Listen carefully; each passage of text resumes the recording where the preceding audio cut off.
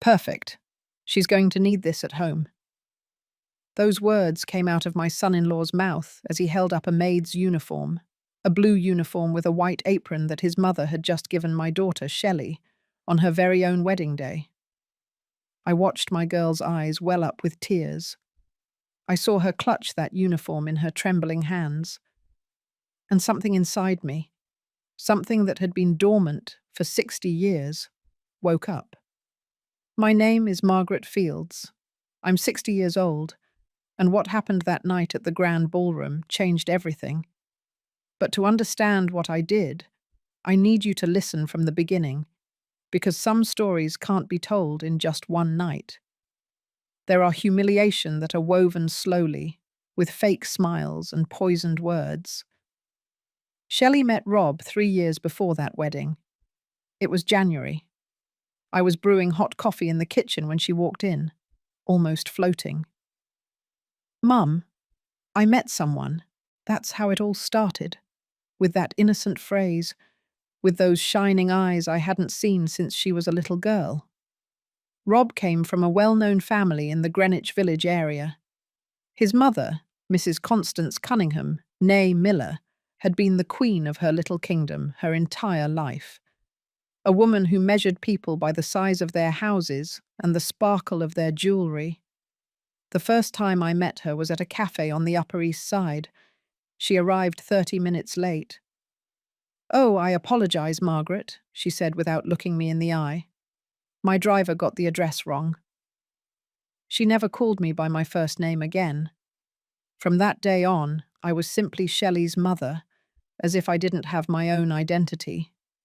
My daughter was so in love that she didn't see the signs, or maybe she saw them and preferred to ignore them. "Mum, Rob is different," she would tell me. "He respects me. He loves me." And God knows I wanted to believe her. The months passed. Rob was polite to me, correct. But there was something about the way he would smile when his mother spoke, as if they shared a secret joke the rest of the world didn't understand. One day, 6 months before the wedding, Shelley came home quieter than usual. She sat down at the kitchen table where we had always solved life's problems. "Mrs. Cunningham says I need to learn to cook better," she mumbled without lifting her gaze. "She says their family has a standard." I felt a cold chill run down my spine. "And what did Rob say?" "He laughed, Mum," she said. "He said his mother was right." I couldn't sleep that night. I lay looking at the ceiling, thinking of all the times I had allowed others to make me feel small, all the times I had stayed silent to keep the peace, and I swore to myself that my daughter would not inherit my silence. But Shelley was determined to get married. And I started making plans. Plans no one could imagine. I hired a lawyer, a good one. I asked him for absolute discretion. "I want to buy a house," I told him. "In my daughter's name, only in her name." He looked at me over his glasses. "Are you sure, Mrs. Fields? It's a big decision." "I have never been more sure of anything in my life." For months, I worked double shifts. I sold the jewellery my mother had left me. I sold the car I liked so much. Every dollar I earned, I saved for one single purpose. Shelley knew nothing. No one knew anything. The wedding day arrived. The ballroom was decorated with white roses and blue hydrangeas, all paid for by the Cunningham Miller family, of course. They made sure every guest knew it. The ceremony was beautiful. My girl looked radiant in her lace gown. I cried the way every mother cries who sees her daughter walk toward an uncertain future. Then came the reception, the toasts, the fake laughter, the superior glances from Mrs. Cunningham and her circle of friends. And then came the moment for gifts. Mrs. Cunningham stood up from her table. She carried a box wrapped in gold paper.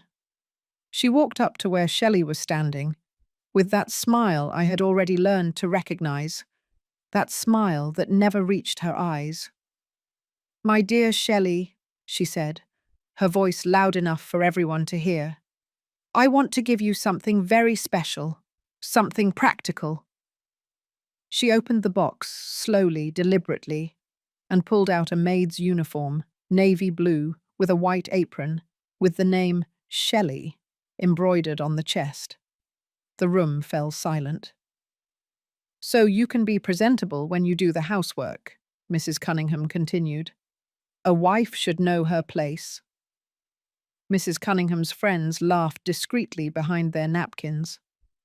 Rob stepped closer, took the uniform in his hands, and with that smile I now hated, he said, "Perfect, Mum. She's going to need this at home."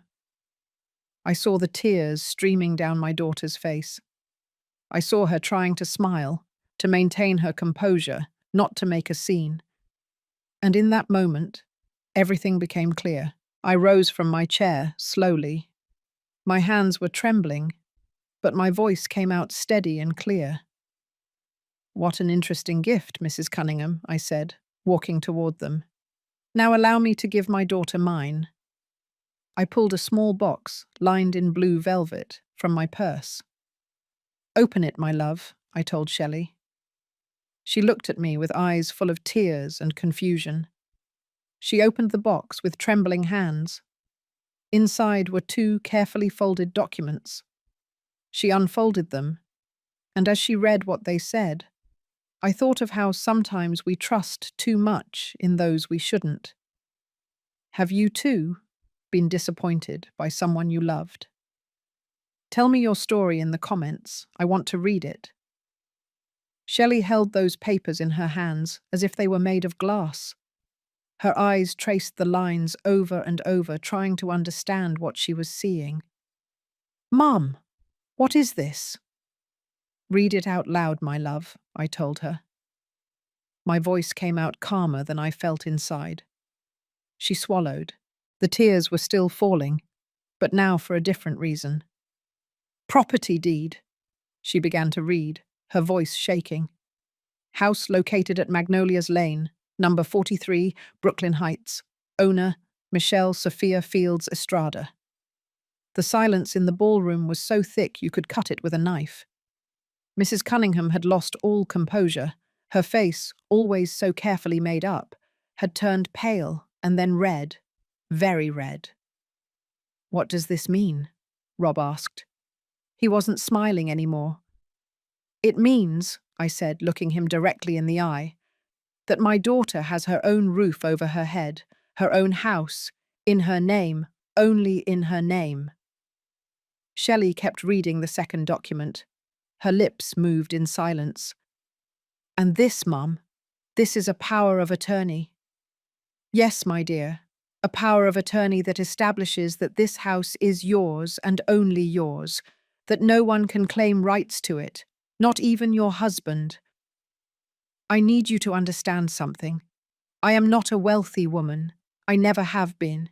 I've been working since I was 16 years old, first at my uncle's stationery store, then at the neighborhood middle school as a secretary, and later as an administrator. Every dollar I've earned in my life, I've sweated for. I've worked for it with my own hands. But there are things money can't buy. Dignity, for example. Respect. The certainty that your daughter won't have to depend on anyone for a place to sleep. The house I bought wasn't a mansion. It was a simple 3-bedroom house with a small yard and a fountain in the patio. But it was hers.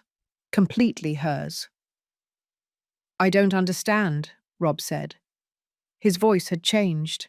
He was no longer the polite, correct son-in-law. He was a man who had just realized that something wasn't going according to his plans. "Why would you do something like that? Don't you trust me?" I walked toward him, very slowly. I looked at him as only a mother can look at the man who is about to hurt her daughter. "It's not about trust, Rob. It's about my daughter never having to wear that uniform your mother gave her. It's about that if one day she decides she no longer wants to be in a place where she is humiliated, she has somewhere to go." Mrs. Cunningham finally found her voice. "This is an insult," she shrieked. "An insult to our family." Her sharp voice echoed in the room. Some people started murmuring. "You're implying that my son won't take good care of his wife." I'm not implying anything, Mrs. Cunningham. I'm just making sure my daughter has options. The guests began talking among themselves, some with approval, others scandalized. Rob's cousin, the one who had always been kind to me, gave me a small nod from his table. Rob's father, Mr. Ernest Cunningham, who had been quiet all night, rose heavily from his chair. He was an older man, 72 years old, with that air of authority that comes from years of managing a business. "Margaret," he said, approaching me. Everyone expected him to scold me, to defend his wife, but he didn't. He walked up to Shelley and took her hands in his. "My girl, your mother is a very wise woman, and you are very lucky to have her." Then he looked at me. "I couldn't do this for my own daughter. I wish I had. Maybe today she wouldn't be living in a marriage that makes her unhappy." Mrs. Cunningham let out a choked cry. "Ernest, how dare you?" "I dare because it's the truth, Constance. I dare because I'm tired of watching you treat people as if they were beneath you." The reception never recovered from that moment. Some guests began to leave early. Others stayed but with uncomfortable faces, unsure where to look. Shelley hugged me so tightly I thought she would break my ribs. "Thank you, Mum," she whispered in my ear. "Thank you." "Don't thank me yet, my love. This is just starting." And she was right, because what happened that night was only the beginning. Let me tell you how I came to that moment, how I came to make that decision that changed everything. 6 months earlier, when Shelley told me about Mrs. Cunningham's comment about her cooking, I had gone to visit my sister Lucy. Lucy is 2 years older than I am. All her life she had been prettier, thinner, more elegant. She married young to a man from a good family. Richard, a well-educated, handsome man, with a prosperous importing business. For 20 years, Lucy lived in a beautiful house in Beverly Hills. She had a driver, she had help, she had everything a woman could wish for, except respect. Richard was cheating on her. Everyone knew it. He didn't even bother to hide it. And when Lucy finally had the courage to ask him for a divorce, she discovered something terrible. The house was in his name. The cars were in his name. The bank accounts were in his name. Lucy had nothing. After 20 years of marriage, of raising 3 children, of organizing her husband's business dinners, of being the perfect wife, she had nothing.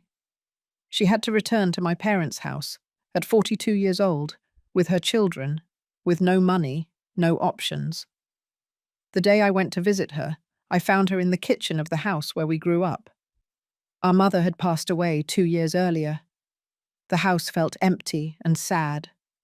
Lucy was preparing chamomile tea. Her hands, which were always perfectly manicured, now looked rough, unpolished, with short nails. "You know what the worst part is, Maggie," she said without looking at me. "It's not that he cheated on me. It's not that he left me. The worst part is realizing that I was never the owner of my own life. Everything I had was borrowed, and when I was no longer useful to him, he took it all away." We sat in silence, drinking that bitter tea. "Shelley is getting married," I finally told her. Lucy looked up. In her eyes, I saw something that broke my heart. Fear. "Don't let the same thing happen to her, Maggie. Please, don't let her make my mistake." That conversation changed something in me. It made me see that love is not enough. Goodwill is not enough. Promises are not enough. That very night, I started doing the math. How much did I have saved? How much could I get? How much did I need? My salary as an administrator wasn't bad. After 30 years of work, I had managed to save something. Not a lot, but something. My mother's jewelry was kept in a safe in my closet. A pearl necklace, white gold earrings, a ring with a small diamond that my father had given her for their 25th anniversary. "Forgive me, Mum," I whispered that night as I took it out of its case. "But this is for your granddaughter. I know you would understand." I went to 3 different jewelers to get the best price. At the last one, the owner was an older gentleman who looked at me with tired eyes. "They are very nice pieces," he said. "Are you sure you want to sell them?" "Completely sure." He gave me a fair price. Not excellent, but fair. I signed the papers without hesitation. Then I sold my car, a 2008 Nissan Sentra that had lasted me for years. It was old but reliable. A young student bought it for his wife. "It's so she can take the kids to school," he explained with a shy smile. "It will last her many years," I told him. "Take good care of it." I started taking public transportation, the bus, the subway, long walks in the sun. At 60 years old, it wasn't easy, but every time I felt my legs ache, my back killing me, I thought of Shelley, of the uniform that Mrs. Cunningham was probably already planning to give her. And I kept walking. I also started working weekends. I got an extra job teaching computer classes to seniors at a community center. They didn't pay much, but every dollar counted. Shelley noticed I was more tired. "Mum, are you okay?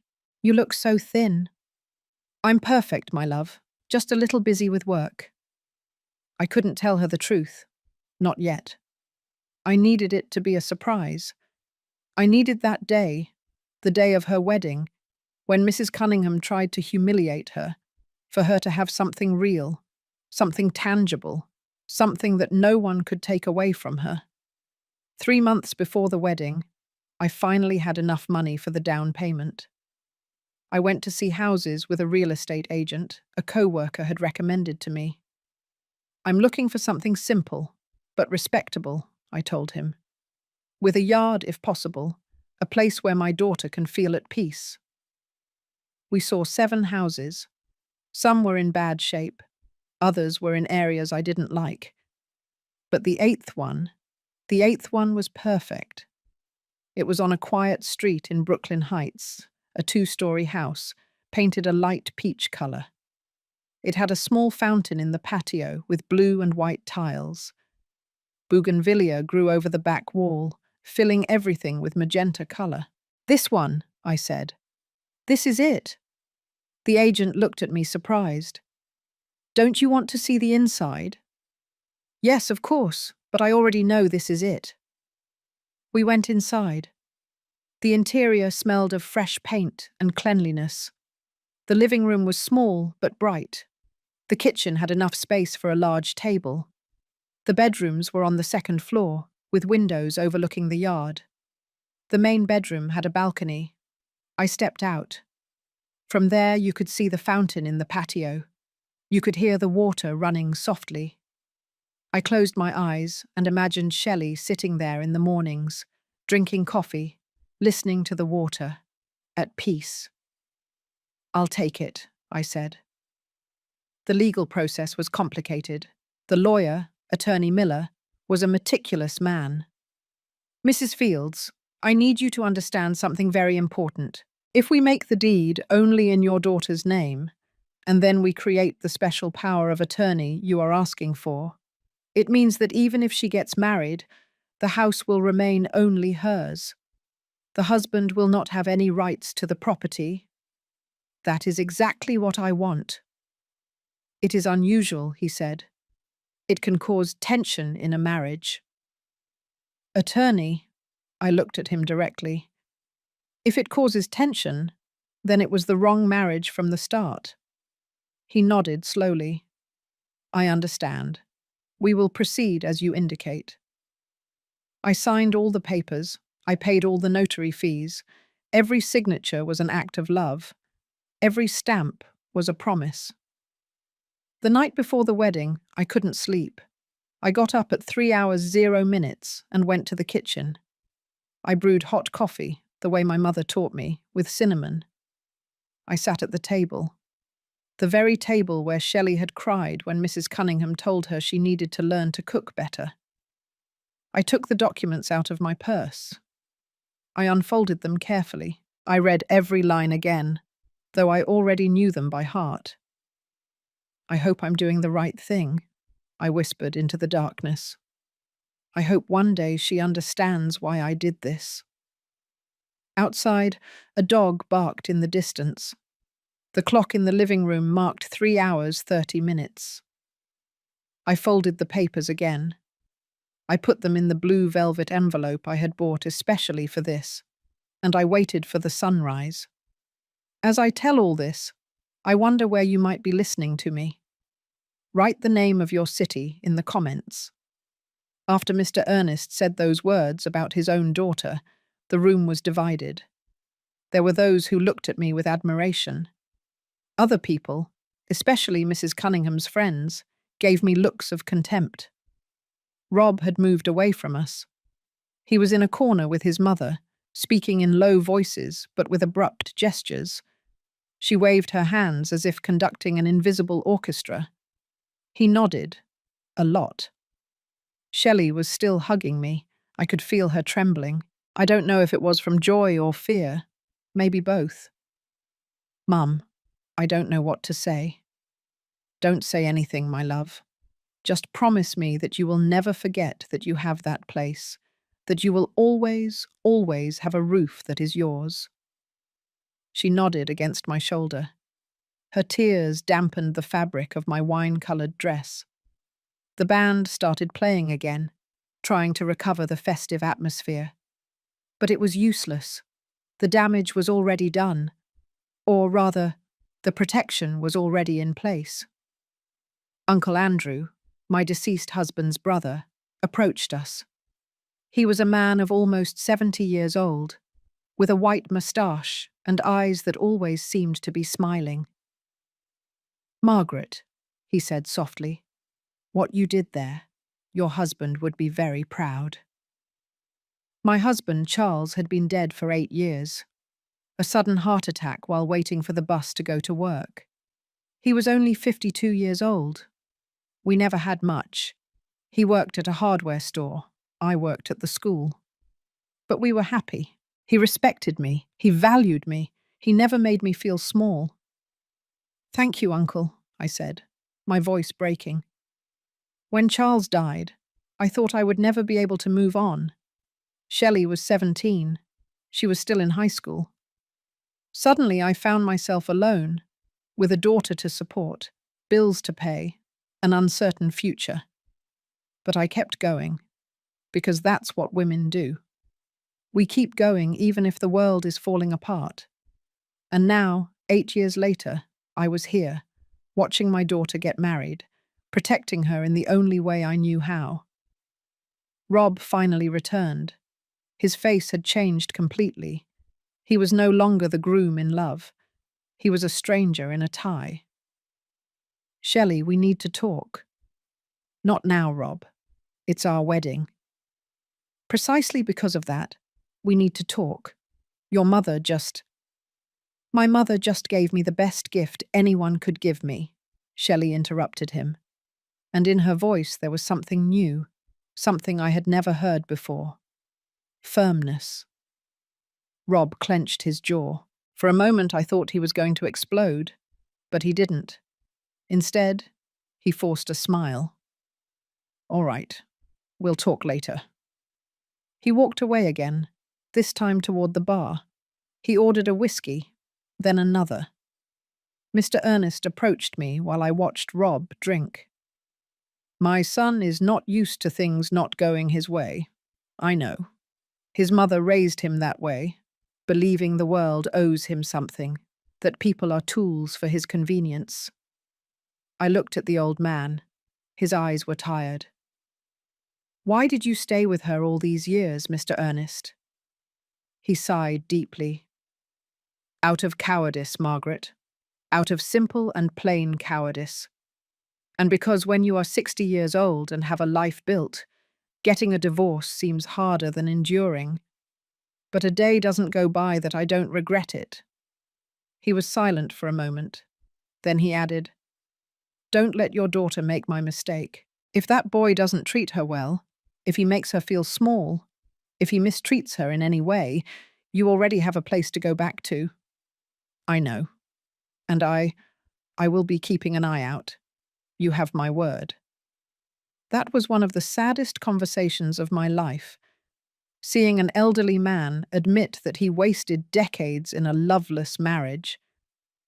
The party ended around midnight, much earlier than planned.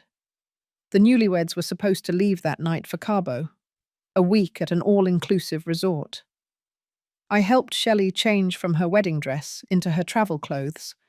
It was a simple white dress with embroidered flowers. "Mum," she said as I zipped her up, "how did you know?" I told her about Lucy, about how my sister had lost everything, about how I had promised that the same thing would not happen to my daughter. Aunt Lucy never told me that. Aunt Lucy is ashamed. She shouldn't be, but she is. That's how the women of our generation are. We were taught that the failure of a marriage is the wife's fault, that if a man leaves, it's because we weren't enough. That's horrible, Mum. I know, my love. That's why I want you to be different. Never accept being treated as less. Never depend completely on anyone. We hugged. I cried again. It seemed I wouldn't stop crying that night. When we went downstairs, Rob was already waiting by the car, a black BMW that his father had given him. Mrs. Cunningham approached to say goodbye. She had regained her composure. She was perfectly coiffed, perfectly made up, perfectly furious. "Shelley, dear," she said in a sweet voice that fooled no one, "I hope you enjoy your honeymoon. When you return, we need to talk about arrangements, about where you will live."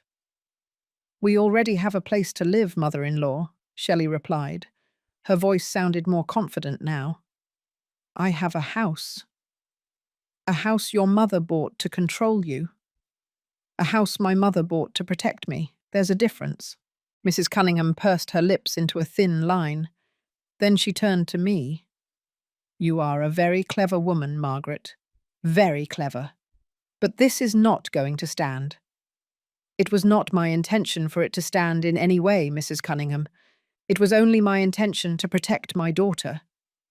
You protected her from my family, as if we were her enemies." "I didn't protect her from your family. I protected her from vulnerability. There's a difference." We looked at each other for a long time. Two women from similar generations, two mothers, but with completely opposite views of the world. Rob honked the horn. He was impatient to leave. Shelley hugged me one last time. "I love you, Mum. Thank you." "I love you too, my dear. Call me when you arrive." I watched the black BMW drive away. The cans tied to the bumper rattled against the pavement. Inside, I could see Rob saying something to Shelley. She was looking out the window. I stood at the entrance to the ballroom until the car's lights completely disappeared. "You did the right thing," Uncle Andrew said to me, placing a hand on my shoulder. "I hope so." "You did. You'll see." That night, I returned alone to my apartment, a small two-bedroom apartment in Astoria. The walls were full of photos of Shelley, as a baby, as a child, as a teenager, at her college graduation, and now married. I sat on the sofa with a cup of herbal tea. I couldn't sleep. I kept thinking about everything that had happened, about Rob's face when he saw the documents, about Mrs. Cunningham's words, about the new firmness in my daughter's voice. At 2 hours 0 minutes, my phone rang. It was Shelley. "Mum, we arrived at the hotel. How was the flight?" Silence on the other end. Then, "Rob is angry. He hasn't spoken to me since we left the ballroom." I felt my heart clench. "And how are you?" "I don't know, Mum. I'm confused. I should be happy. It's my honeymoon. But he's punishing you with silence?" "Yes." I took a deep breath before speaking. "My love, listen to me closely. If a man punishes you with silence, with emotional abuse, with making you feel guilty for protecting yourself, that man does not love you. He wants to control you, and those are two very different things. Mum, we just got married. I know. And maybe Rob is just processing everything. Maybe tomorrow he will wake up and everything will be better. But if not, if in these days he treats you badly, if he makes you feel like you did something wrong by accepting my gift, then you know who he really is. I heard her crying on the other end. I'm scared, Mum. I know, my love, but you are no longer unprotected. Remember that. You have a house, you have options, you have a way out. We talked for a few more minutes. Then she hung up because Rob had gotten out of the shower. I couldn't sleep all night. The next few days were torture. Shelley called me every day, but the calls were brief, tense. I could hear in her voice that something wasn't right. How is everything going? I would ask her. Fine, Mum. Everything is fine. But I knew it wasn't true. On the 5th day of their honeymoon, she called me crying. Mum, I need to tell you something. Last night, Rob and I had a horrible argument. He told me that the gift you gave me was manipulation, that you are turning me against him, that no true wife needs to have property in her name because she should trust her husband. I gripped the phone so tightly that my knuckles turned white. And what did you tell him? I told him it wasn't true, that you were just protecting me. And then he told me that if I didn't sell the house and put the money in a joint account with him, it was because I didn't trust him, that if I didn't trust him, then why did we get married? Shelley. He didn't speak to me all night, Mum. He slept on the suite's sofa. This morning we packed in silence. Our flight back is tomorrow, and I don't know what to do. My love, listen to me.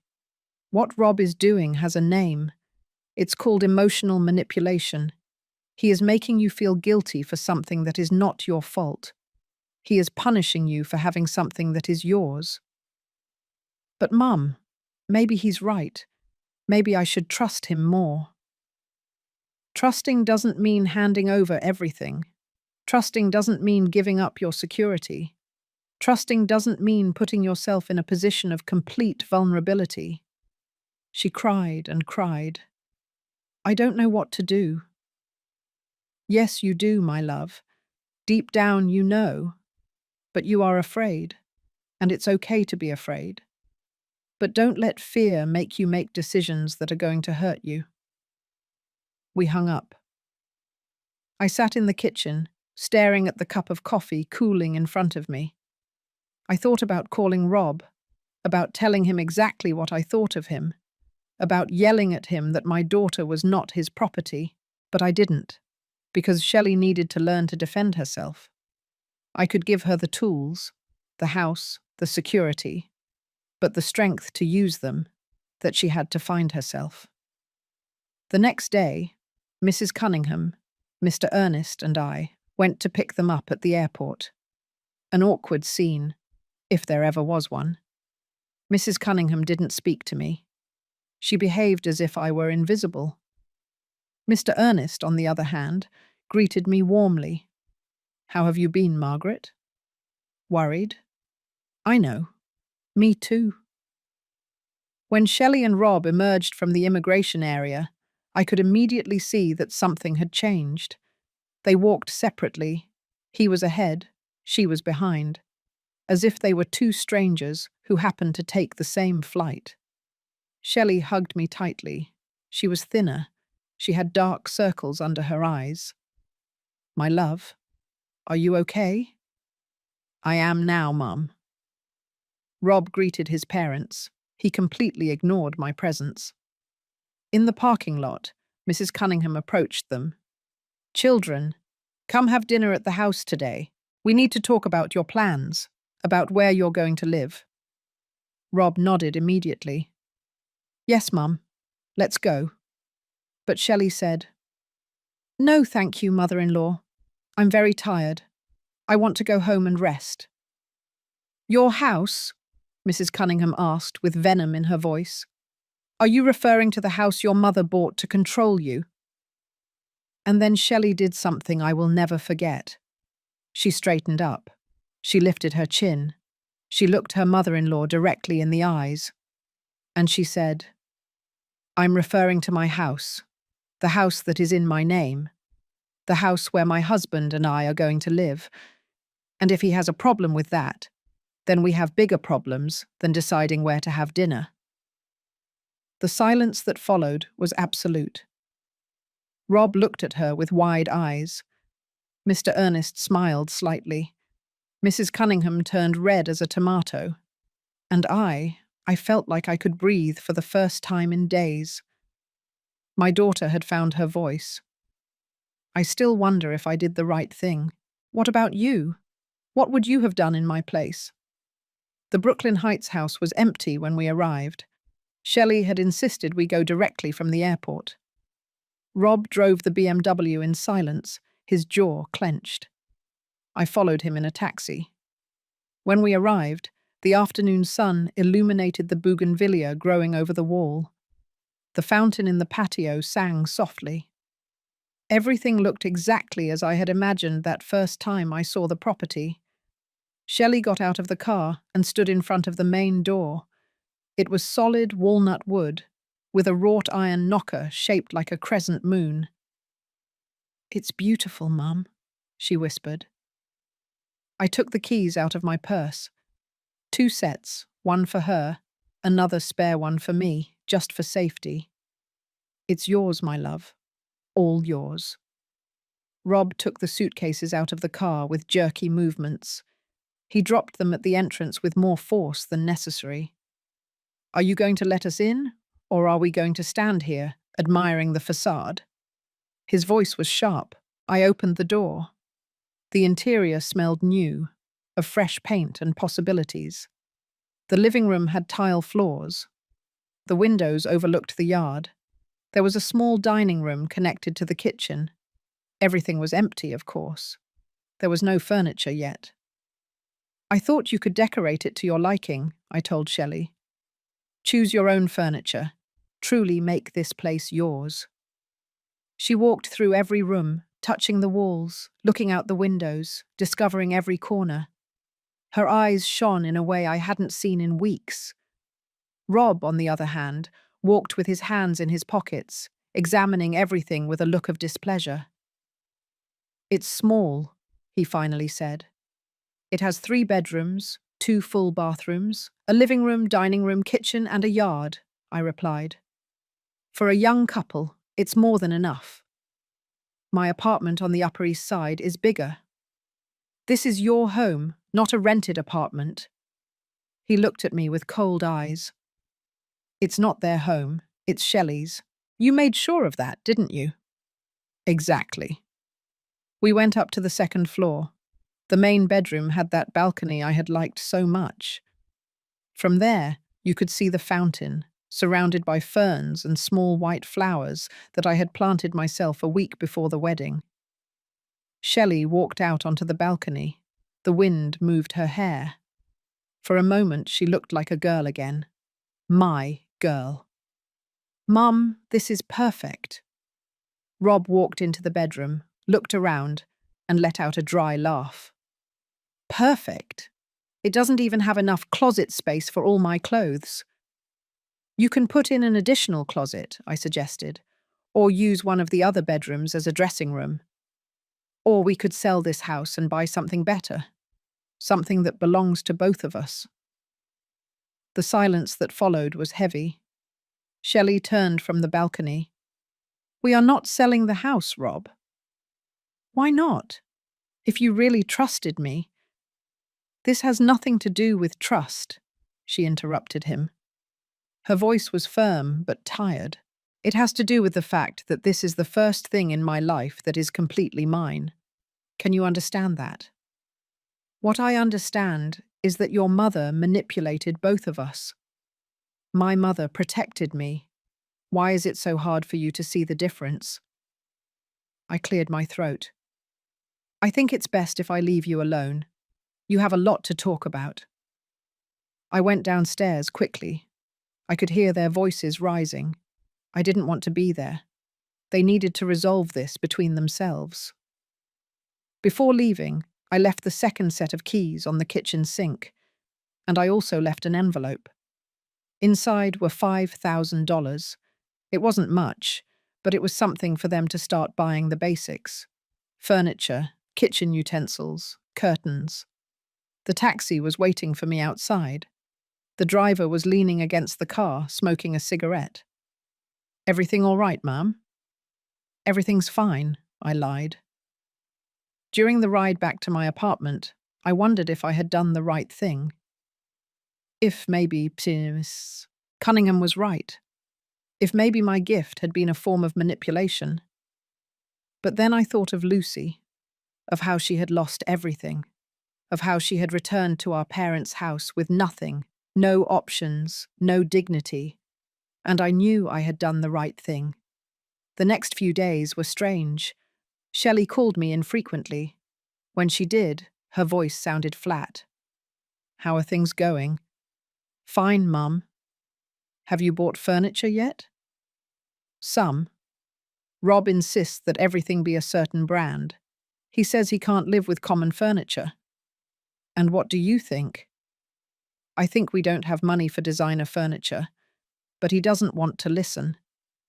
One Friday afternoon, 2 weeks after they returned from the honeymoon, I went to visit them without calling ahead again. I carried a large pot of chili that I had made the day before. I also brought fresh cornbread from a bakery near my house. I rang the doorbell several times before Shelley opened. I was startled when I saw her. Her hair was pulled back in a messy ponytail. She was wearing sweatpants and an old t-shirt. But what alarmed me most were her eyes. They were red and swollen. "My dear, what happened?" "Nothing, Mum. I'm just tired." "Don't lie to me." She glanced back toward the inside of the house and then lowered her voice. "Rob isn't here. He went to his parents' house." "And why didn't you go?" "Because they don't invite me anymore. Mrs. Cunningham says that as long as I live in this house, I'm not welcome at hers." I felt rage rise in my throat like bile. "That woman—" "It's okay, Mum. Really, I prefer not to go. Every time I go, she makes me feel small." We went into the house. There was some furniture already. A grey sofa in the living room, a glass coffee table. In the dining room, a light wood table with 4 chairs. Everything looked very impersonal, like a furniture showroom. No photographs, no colour, no life. "Where are your things?" I asked. "Your books, your plants, those embroidered pillows you liked so much?" "Rob says they don't match the style of the house." Rob says, I repeated the words bitterly. "And what do you say?" She sat on the sofa and hugged her knees. "I don't know what to say, Mum. Every time I suggest something, he rejects it. He says I have no taste, that he knows better because he grew up surrounded by beautiful things." I sat next to her and hugged her. "My love, this is your house, yours, not his. If you want to fill it with embroidered pillows and plants and photos in coloured frames, it's your decision. But we live together. I have to consider what he wants." Considering doesn't mean completely cancelling yourself out. Considering means reaching agreements. It means that sometimes things are the way you want and sometimes the way he wants. Not that it's always the way he wants. We heated the chili in the kitchen. The kitchen at least looked more used. There were pots and pans, spices in an organizer, a jar with wooden spoons. "At least here he lets me do what I want," Shelley said with a sad smile. "He says the kitchen is my territory." How generous of him. I couldn't help the sarcasm. We ate together at the dining room table. The chili was good, as always. The cornbread was warm and soft. I miss you, Mum, she said suddenly. I miss living with you. I miss our talks in the kitchen. I miss you braiding my hair before bed. I miss you too, my love. But this is your life now, your marriage. You have to make it work. And if it doesn't work, the question hung in the air between us, then you have options. This house, your education, your ability. You are not trapped. She nodded slowly, but I could see in her eyes that she didn't entirely believe me. Rob arrived around 7 hours 0 minutes that evening. He walked through the door with that air of owning the world that I already knew well. Margaret, he greeted me without smiling. I didn't know you were coming. I brought food for you. I already ate at my parents' house. Real food. The implication was clear. My chili wasn't real food. I got up and started collecting the dishes. Well, I'm leaving now. I'll let you rest. Shelley walked me to the door. When Rob couldn't hear us, I whispered, if you need me, no matter the time, you call me. Understood? Understood, Mum. I hugged her tight, very tight. I love you. I love you too. In the taxi ride back, I cried. I cried because my daughter was suffering and I couldn't do anything. I cried because the marriage she had been so excited about was turning into a cage. I cried because I knew things were going to get worse before they got better. The weeks passed. Shelley kept calling me, but less and less. When we talked, it was brief. How are you? Fine. How are things with Rob? Fine. Are you sure? Yes, Mum. Don't worry. But I worried. I worried all the time. One Saturday morning, a month and a half after the wedding, my phone rang. It was Mr. Ernest. Margaret, I need to talk to you. Tell me, Mr. Ernest. Not over the phone. Can you meet us today? Me and my daughter, Gabrielle. Your daughter? Yes, the one I mentioned at the wedding, the one in an unhappy marriage. She wants to meet you. We agreed to meet at a coffee shop in Park Slope. I arrived first, ordered a black coffee, and sat by the window. Mr. Ernest arrived 10 minutes later with a woman in her 40s. She was thin, with brown hair pulled back in a bun. She was elegantly dressed, but she looked tired. Margaret, this is my daughter, Gabrielle. Gabrielle, this is Margaret Fields, Shelley's mother. We shook hands. Hers was cold. Nice to meet you, she said softly. We sat down. Mr. Ernest ordered coffee for himself and tea for his daughter. My father told me what you did, Gabrielle began. About the house for your daughter. I wish my mother had done something like that for me. I looked at Mr. Ernest. He nodded, encouraging her to continue. Gabrielle took a deep breath. I've been married for 15 years to a man who abuses me.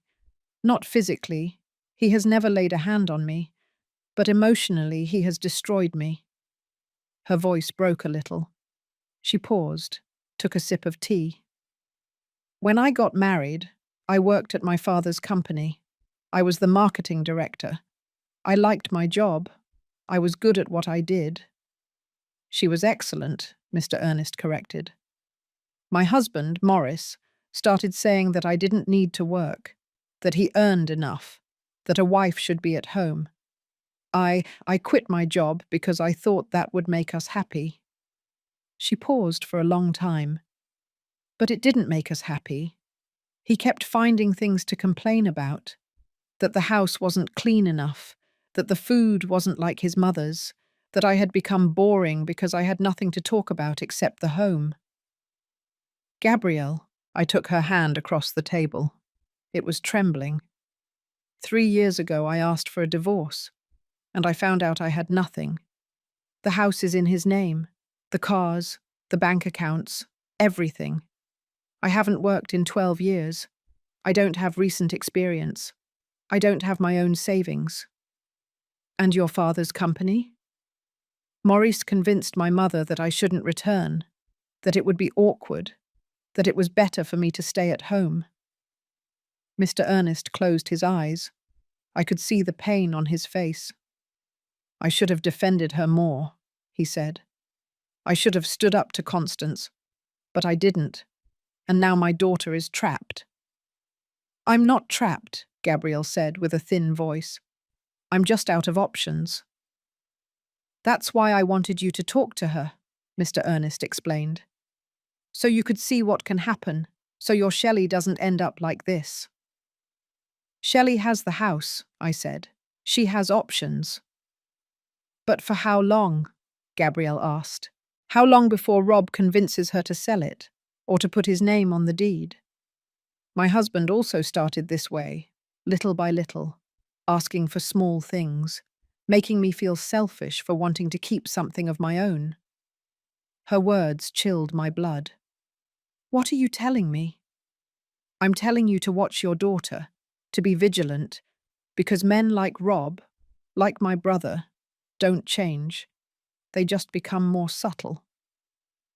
Mr. Ernest looked at me with tired eyes. Rob is my son and I love him, but I'm not blind. I know what he's like. I know how his mother raised him and I'm afraid for Shelley. Me too, I admitted. Gabrielle squeezed my hand. Don't let your daughter end up like me, please. We stayed there, in that Park Slope coffee shop, 3 people united by the fear that the women we loved were in danger. When I returned home that afternoon, I called Shelley. My love, I need to see you. Mum, I can't right now. Rob and I are going to the movies. To the movies? That's great. What are you going to see? I don't know. He's going to choose. And you don't want to choose? I don't really care. Anyway, I never liked the same movies as him. That phrase, that simple phrase, told me everything I needed to know. My daughter was losing herself. Shelley, yes, Mum, I love you, and I'm here. I will always be here. I know, Mum. I love you too. We hung up. I sat in my living room, looking at the photographs on the wall. Shelley as a child, smiling without a care. Shelley at her graduation, proud and happy. Shelley on her wedding day, beautiful, but with a hint of fear in her eyes that I hadn't wanted to see. And I understood something. Giving her the house had only been the first step. I had placed the tools for her freedom in her hands. But now I had to teach her how to use them, because a cage doesn't need walls when the person in the cage doesn't know she can fly. As I tell all this, I wonder where you might be listening to me. Write the name of your city in the comments. 3 months after the wedding, things had worsened in ways I hadn't anticipated. Shelley had stopped dressing up as before. She no longer wore those colourful dresses she liked so much. Now she only wore black, grey, or beige, neutral colours, colours that didn't draw attention. Well, Rob says bright colours are for young women, she explained one day when I asked her. He says that now that I'm a married woman, I should look more serious, more mature. You are 26 years old, Shelley. You are young. I know, Mum, but it's easier this way. If I dress the way he likes, we don't argue. She had also stopped seeing her friends. Laura, her best friend since high school, had called me a week earlier. Mrs. Fields, is Shelley okay? She doesn't answer my messages anymore. The last time I invited her for coffee, she said she couldn't because Rob didn't want her to go out alone. Rob didn't want her to go out alone? Yes. She said he thought it was inappropriate for a married woman to be out with single friends, that it gave a bad impression. Every new piece of information was like a stab in the heart. One Thursday afternoon, I decided to visit her without warning again. I needed to see with my own eyes how my daughter really was. I rang the doorbell several times. No one answered. I took out my set of emergency keys and went in. The house was dimly lit. All the curtains were closed. It smelled stale. Shelley? I heard a noise on the second floor. I went up quickly. I found her in the main bedroom, sitting on the floor of the balcony, hugging her knees. She was staring into space. My dear, what are you doing here in the dark? She looked at me as if she didn't recognize me for a moment. Then her eyes focused. Mum, I didn't know you were coming. You didn't open when I knocked. I didn't hear. I sat down next to her on the floor. It was cold.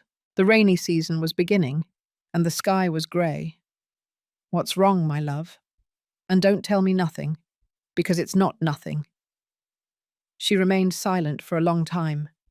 Then, in a voice so small I could barely hear her, she said, I'm pregnant. The world stopped for a moment. Pregnant? 2 months. And Rob knows? Yes. And what did he say? She started to cry.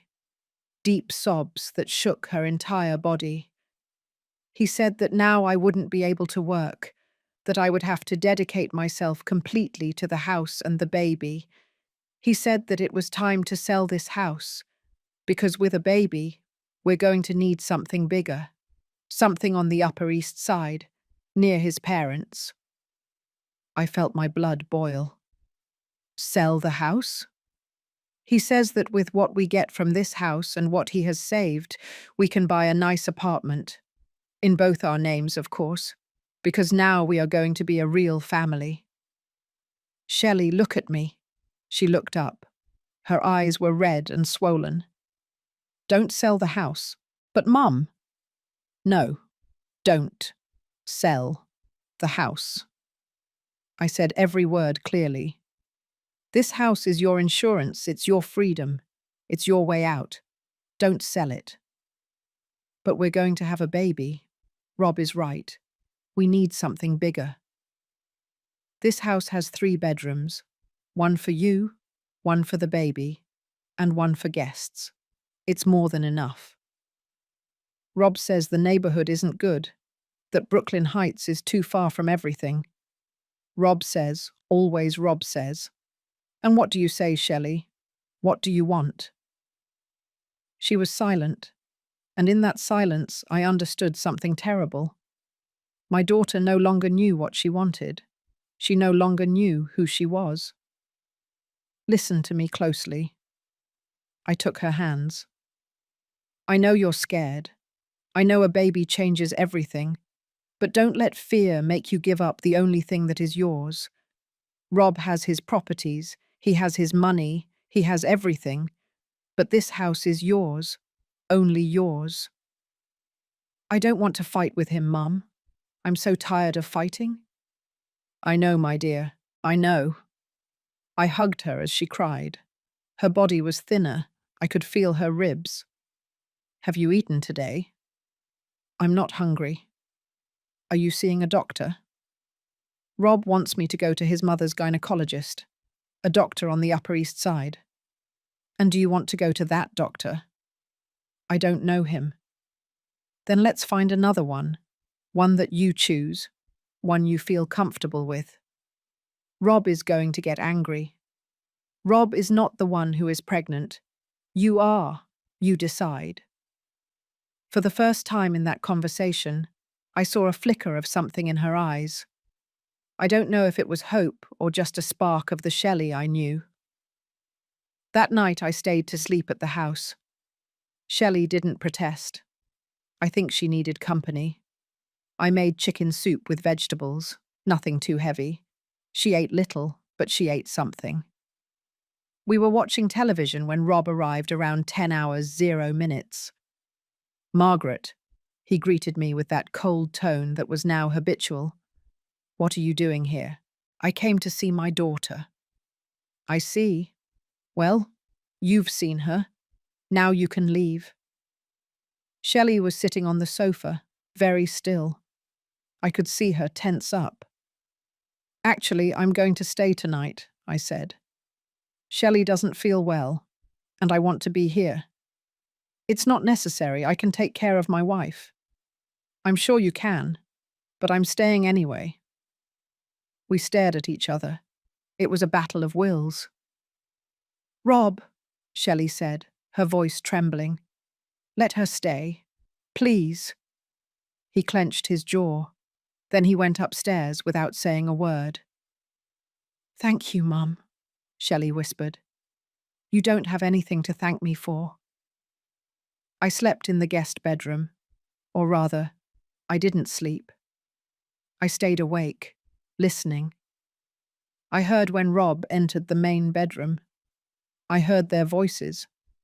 He spoke in a low but harsh tone. She answered in monosyllables. I couldn't hear the exact words, but I didn't need to hear them. I knew that tone. It was the tone of a man who is used to getting his way. At 3 hours 0 minutes, I heard someone coming down the stairs. I peered out. It was Shelley. She went to the kitchen. She opened the refrigerator.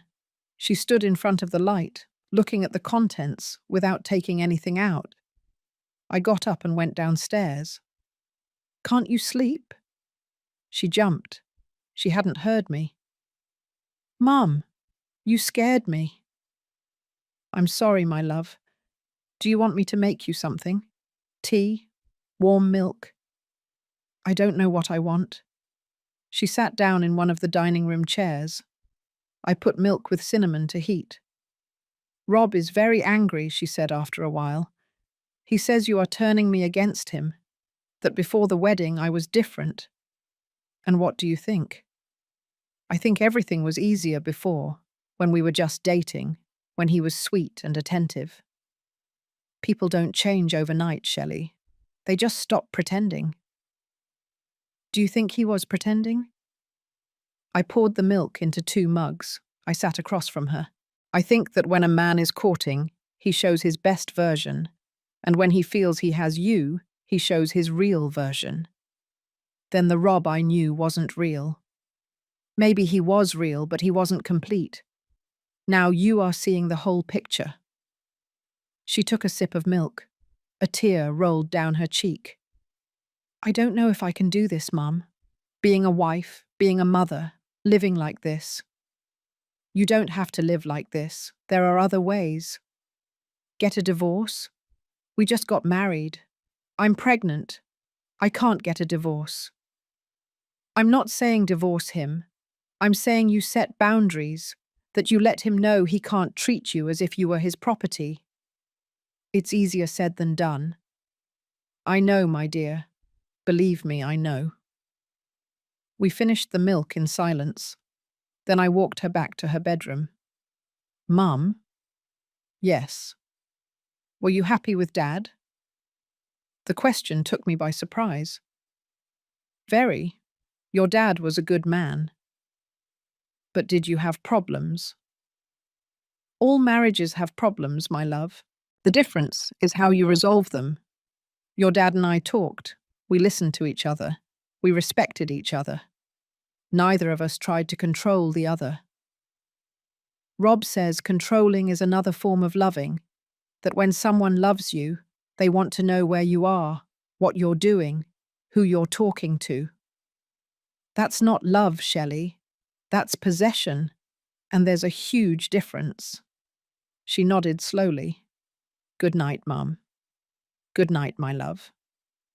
The next morning, I woke up early. I went downstairs and made coffee. I also made scrambled eggs with green beans. Rob came down first. He was dressed in a perfectly ironed grey suit. He smelled of expensive cologne.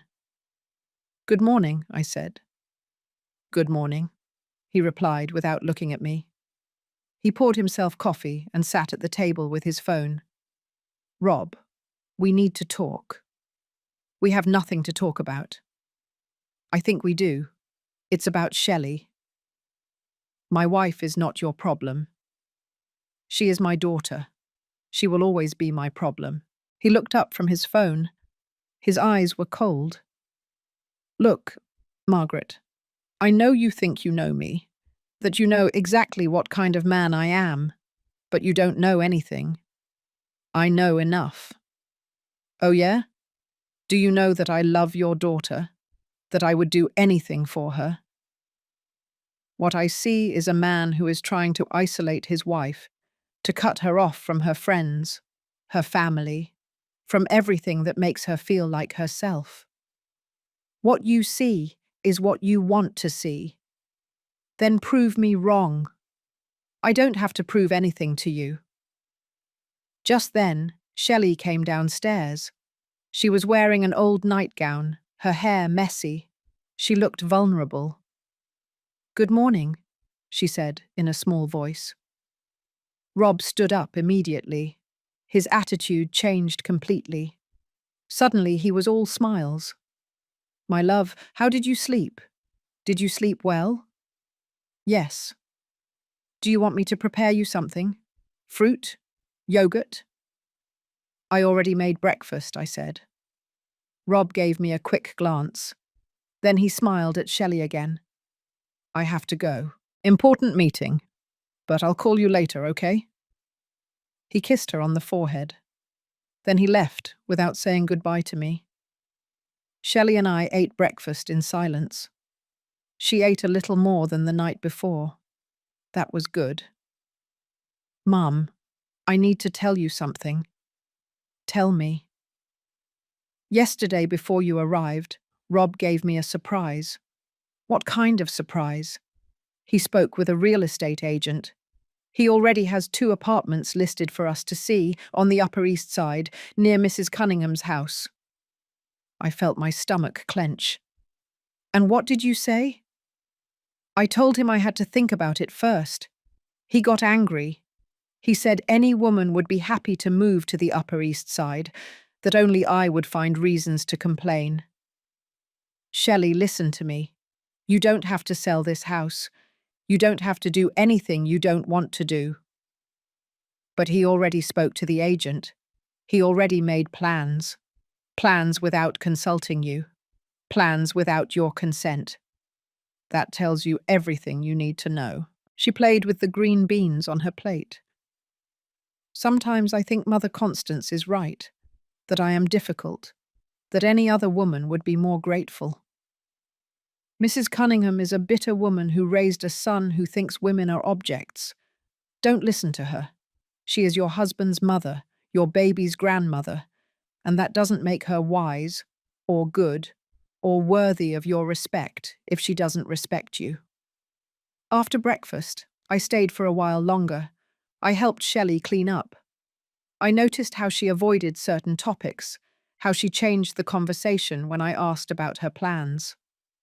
Around noon, her phone rang. It was Rob.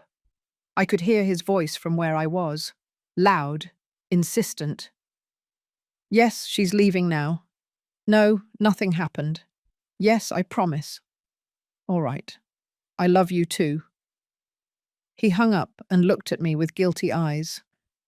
"Rob wants you to come less often. He says we need space to be a real couple." "And what do you want?" "I want everyone to be happy." "That's not an answer. It's the only one I have, Mum." I said goodbye with a heavy heart. I knew things were going to get worse. I could feel it. Over the next few weeks, Shelley stopped answering my calls as frequently. When she did, her answers were short, evasive. "I'm fine, Mum. Everything is fine. Don't worry." But I worried. I worried every minute of every day. One Saturday morning, a month and a half after the wedding, my phone rang. It was Laura, Shelley's friend. "Mrs. Fields, I saw Shelley at the supermarket." "And how was she?" "Bad. She looked very thin, and when I tried to talk to her, Rob appeared out of nowhere. He practically dragged her away, as if I were a danger." "Thank you for telling me, Laura." "Mom, something is not right. You have to do something." "I know. I'm trying." But the truth was, I didn't know what to do. I couldn't force my daughter to leave her husband. I couldn't force her to set boundaries. I couldn't live her life for her. I could only be there, waiting, ready for when she needed me, and praying that it wasn't too late. That night, before going to sleep, I took out the deed to the house. I read it again, every word, every clause. The house was in Shelley's name, only Shelley's. Rob had no legal right to it. But legal rights don't matter when someone has convinced you that you have no right to have rights. And that was exactly what Rob was doing, convincing my daughter that she didn't deserve to have something of her own, that being a good wife meant giving up everything, that true love was total sacrifice. I put the papers away and turned off the light. Outside, it started to rain, one of those heavy rains that announces a storm. And I, lying in bed, thought of my daughter, of my granddaughter or grandson on the way, of the future that looked darker and darker, and I wondered if everything I had done had been worthwhile, or if I had only delayed the inevitable. 2 more months passed. 2 months in which I barely saw my daughter. 2 months in which every phone call was shorter than the last. 2 months in which I felt I was losing her. Shelley was now 4 months pregnant. Her belly was just starting to show. I only knew because one afternoon I managed to convince her to meet me to go shopping. "You need maternity clothes," I had told her on the phone. "Rob says it's still too early." "Rob is not the one who is pregnant. Come on, let's buy some pretty things." She agreed with that tired voice that was already so familiar to me. We met at a shopping centre in Chelsea. When I saw her arrive, I had to control the impulse to cry. She was very thin. Her face looked drawn. She had deep, dark circles. Her face was dull and lifeless. "My love," I hugged her tightly. "Hi, Mom." We went into a maternity store. There were nice dresses, colourful, comfortable ones. I started pulling out options. "Look at this blue one. You would love it. And this yellow one. Imagine it with your hair down." "Mom, no." "No what?" "I can't buy colours. Rob prefers that I wear black or grey. He says it's more elegant."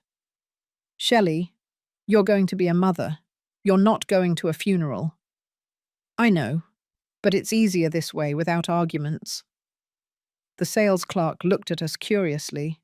I pretended not to notice. We ended up buying 3 dresses, all black, all lifeless, just like my daughter had become. We went to have something at a coffee shop in the plaza. She ordered chamomile tea. I ordered coffee. "How have you been feeling? Nausea? Dizziness?" "At first, yes, better now. Have you gone to the doctor?" "Yes, the gynecologist Mrs. Cunningham recommended." "And how is he? Do you like him? Do you feel comfortable with him?" "He's professional." That word. Professional. Not kind. Not understanding. Professional.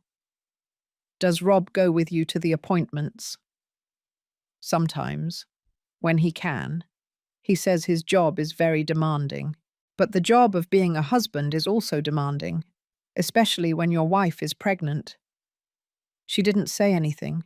She just stirred her tea with the spoon, over and over, a nervous gesture she had never had before. "Mum, there's something I need to tell you." My heart raced. "Tell me." "Rob found a buyer for the house." The world stopped. "What?" "It's a young couple. They have 2 children. They are willing to pay a good price. Rob says that with that money and what he has, we can buy the apartment on the Upper East Side that he likes so much." "Shelley, no. I already signed the preliminary papers." I felt like I was running out of air. "You already signed?" "Rob told me it was just to show we were interested, that we could still back out." "And do you want to back out?" She started to cry. Right there, in the middle of the coffee shop, with people around. I don't know what I want, Mum. Rob says it's best for the baby, that on the Upper East Side there are better schools, better parks, better everything. That I'm selfish for clinging to a house just because you gave it to me. That house is yours. It's your security. It's your freedom.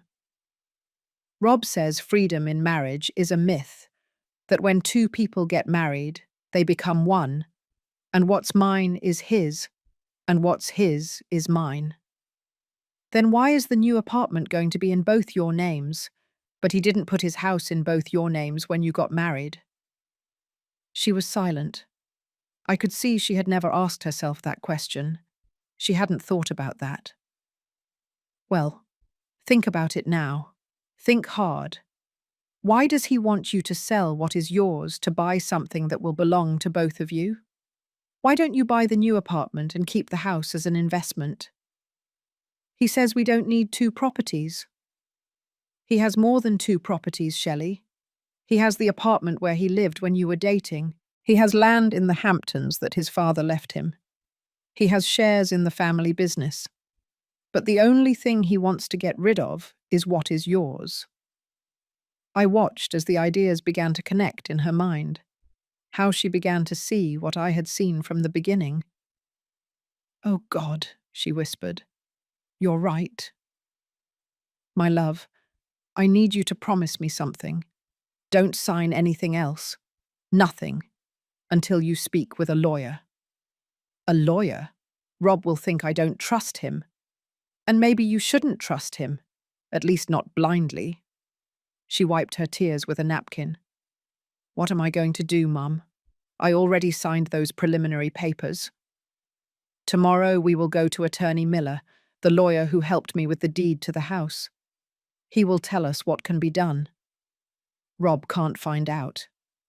He won't find out unless you tell him." We stayed for a while longer at the coffee shop. Shelley started talking, and once she started, she couldn't stop. She told me things that chilled my blood. How Rob checked her phone every night while she slept. How he had asked her for the passwords to all her social networks. How he would get angry if it took her more than 10 minutes to answer his messages.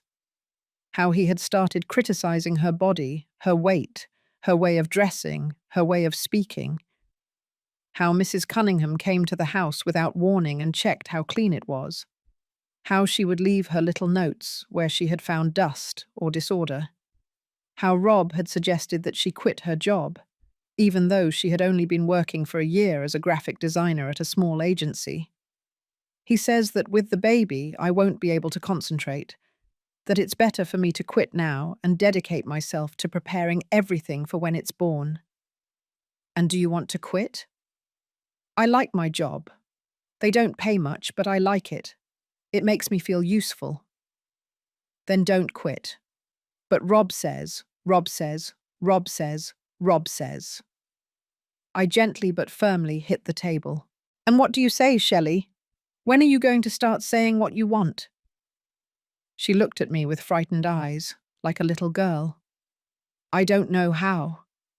Then we will learn together. The next day we went to see Attorney Miller.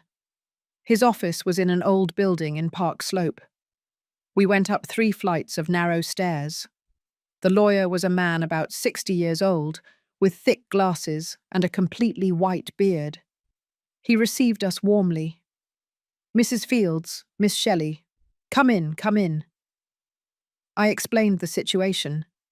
He listened carefully, making some notes in a notebook. When I finished, he leaned back in his chair and sighed. "I see. Well, first things first. Did you bring the papers you signed?" Shelley took some documents out of her purse. The lawyer read them carefully. After a few minutes, he looked up. "This is a letter of intent. It is not legally binding. You can back out without any problem." Shelley let out a sigh of relief. "Really?" "Really. But there is something more important we should discuss.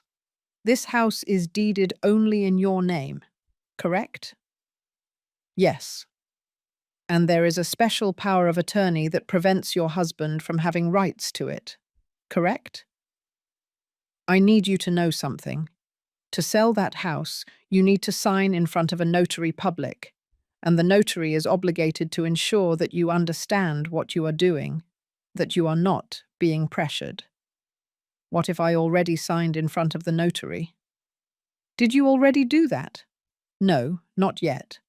Rob said we had an appointment next week. The lawyer leaned forward. Shelley, look at me.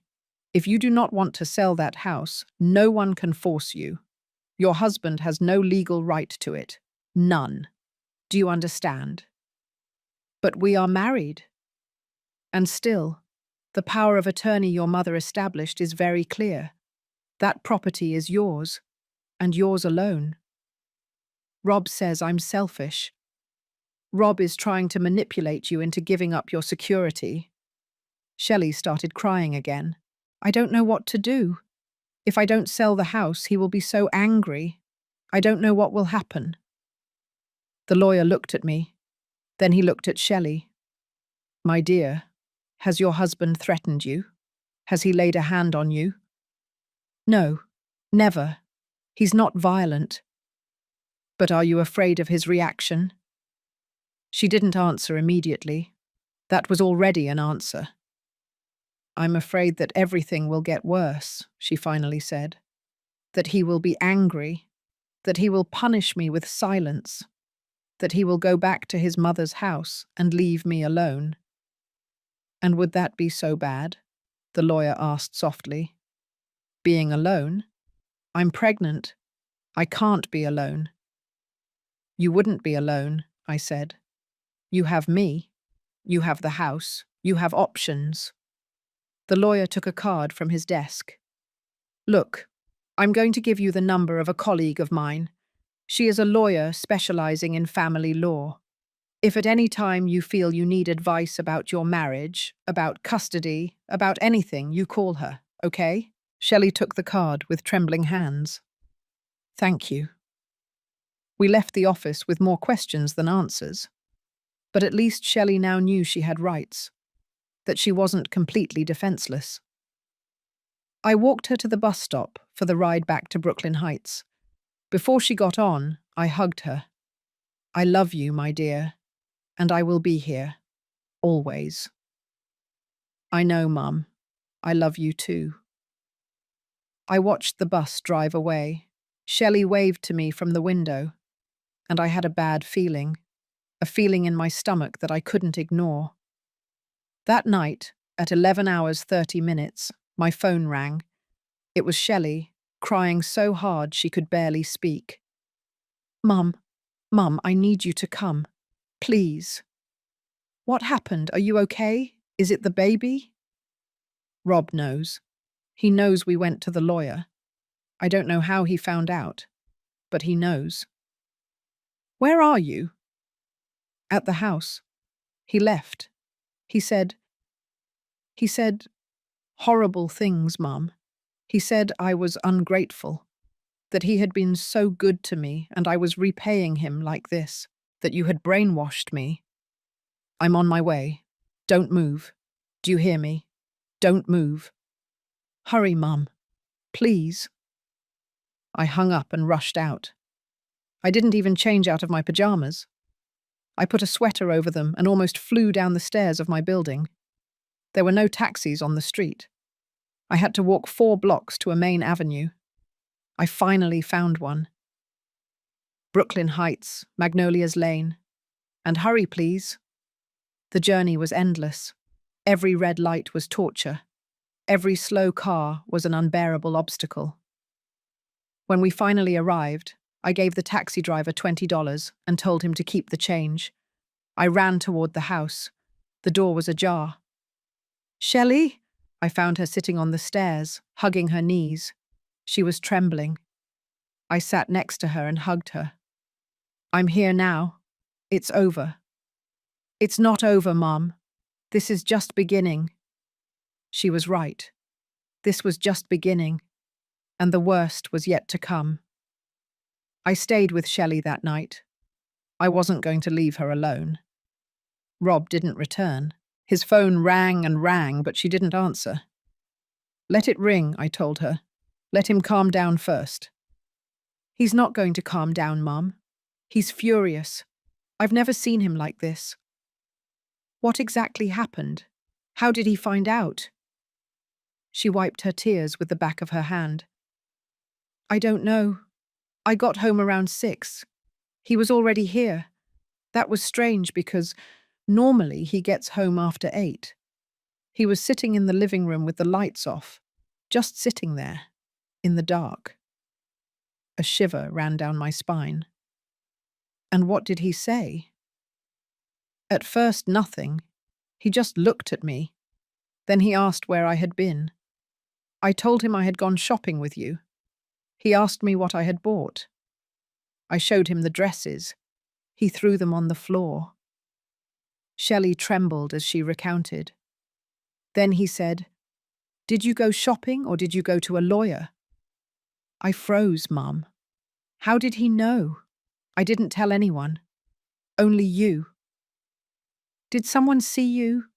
An acquaintance? I don't know. Maybe. The lawyer's office is in Park Slope. There are many restaurants and coffee shops there. Someone could have seen us and told Rob. Or maybe he's following you. She looked at me with wide eyes. Do you think he would follow me? It wouldn't be the first time a jealous husband follows his wife. Rob isn't jealous. He's protective. My love, there is a very thin line between protection and control, and Rob crossed it a long time ago. I made herbal tea for both of us. We sat on the sofa in the living room. Outside, it had started raining again. The sound of the water against the windows was the only thing that broke the silence. What else did he tell you? He said I was ungrateful, that any woman would be happy to have a husband like him, that he gave me everything and I only repaid him with mistrust. I told him I had only gone to consult about the papers I signed, that I wanted to make sure everything was all right. And what did he say? He yelled. I had never heard him yell like that.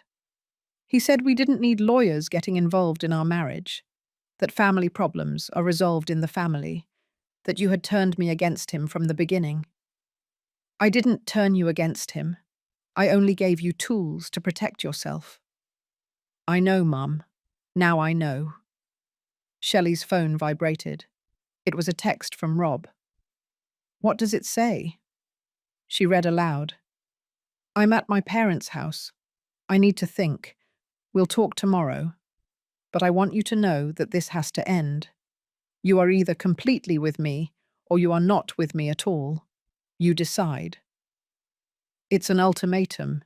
Yes. And what are you going to do? Shelley put her hands on her belly. Her small belly was barely noticeable under the loose t-shirt. I don't know. I have a baby on the way. I can't raise a child alone. You wouldn't be alone. You would have me, and you would have your house, and your job. Rob wants me to quit my job. Of course he does, because as long as you have a job, you have independence, you have your own money, you have a life outside of him. Mum, you sound like you hate Rob. I don't hate him. I don't even really know him. But I hate what he's doing to you. I hate seeing how you are slowly disappearing. She started crying again. She cried so much that night that I thought she wouldn't have any tears left. At 3 hours 0 minutes, she finally fell asleep. I stayed awake, sitting in a chair next to the sofa where she slept. I didn't want to leave her alone for a second. I thought about everything that had happened, about the wedding, about the maid's uniform, about Rob's face when he saw the deed to the house, about how everything had gradually gotten worse. And I wondered what would have happened if I hadn't given her the house, if everything would have been different, if maybe Rob would have been a better husband if he hadn't felt threatened. But then I thought of Gabrielle, Rob's sister, of how she had lost everything, of how her mother hadn't protected her. and I knew I had done the right thing. The next morning, Shelley woke up with swollen eyes. I made coffee and found bread in the cupboard. We ate breakfast in silence. "I have to go to work," she said suddenly. "Are you sure? Can you call in and say you're sick?" "No, I need to go. I need to do something normal, something that reminds me who I am." I understood her. Sometimes the most important thing in the midst of chaos is to maintain a routine, something to anchor you to reality. "Do you want me to go with you?" "No, Mum. I'm fine. Really. I'll take you at least." "Okay." I took her by taxi to the agency where she worked. It was a small building in Midtown. Before getting out, she hugged me tight. "Thanks for staying last night. I will always stay when you need me." "I know." I watched her go into the building. She looked so fragile, so small. I went back to the Brooklyn Heights house. I needed to make sure everything was in order in case Rob returned. I picked up the dresses he had thrown on the floor. I folded them carefully and put them in the closet in the main bedroom. Then I went downstairs and washed the tea mugs from the night before. I tidied the kitchen. I took out the trash.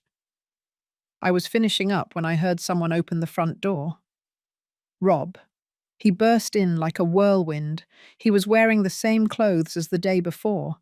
He smelled of cigarettes and alcohol. His eyes were red. "Where is Shelley?" "At work." "Of course. Working. As if nothing happened." "Something did happen, Rob. And you know it."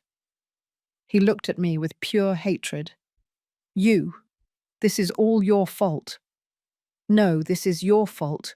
For treating my daughter as if she were your property. She's my wife. Being a wife doesn't mean being a slave." "A slave," he laughed bitterly. "I gave her everything. A respectable last name, a good family, a future for her and her child. And you convinced her that I am the enemy." "I didn't have to convince her of anything. Your actions spoke for themselves." He walked up to me. Too close. I could smell his breath. "Listen to me closely, Margaret. Shelley is my wife. That baby is my child. And this house farce is going to end. She's going to sell. And we are going to buy something together, as it should be. That is not your decision to make." "Oh, it isn't? I'm her husband. I have every right." "You have no right. The house is in her name. Only hers. And if she doesn't want to sell it, it won't be sold." "She already signed the papers." "She signed a letter of intent.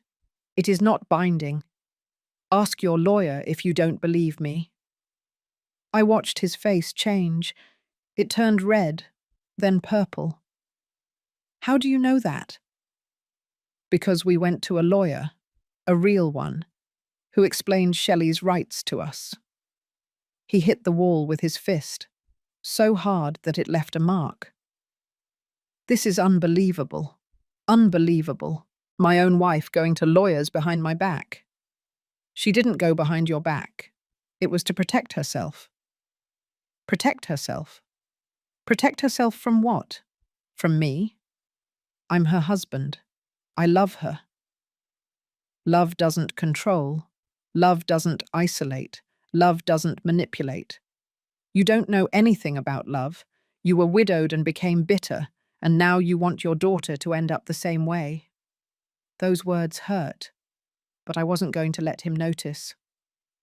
My husband respected me every day of our life together. He never made me feel small. He never tried to control me. That is love, Rob. What you feel for Shelley is not love. It's a need for possession. Get out of my house.